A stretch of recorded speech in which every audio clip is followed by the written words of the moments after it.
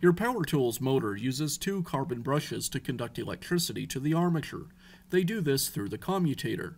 The carbon brush will wear down over time from rubbing against the rotating commutator and will need to be replaced. Worn brushes can cause excessive sparks around the commutator. Sparks can also be caused by a damaged armature, so you'll want to carefully inspect both if sparks are present. Replacing the carbon brushes is a repair that you can do yourself, and I'm going to show you how. I'll begin by removing the cap from the router.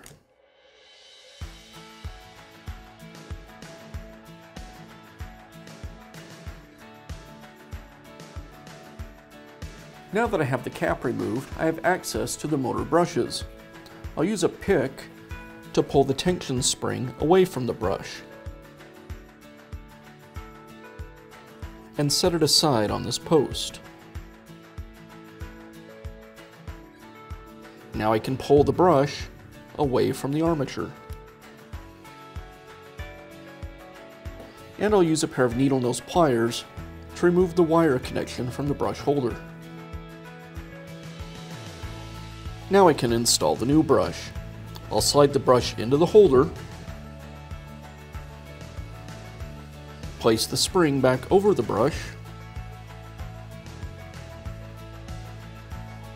and secure the wire to the brush holder.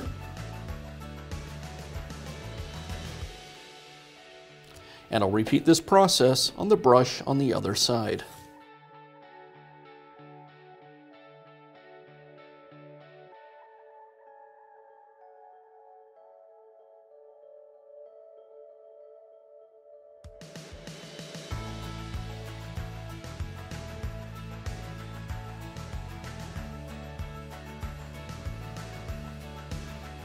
And I'll finish by reinstalling the cap.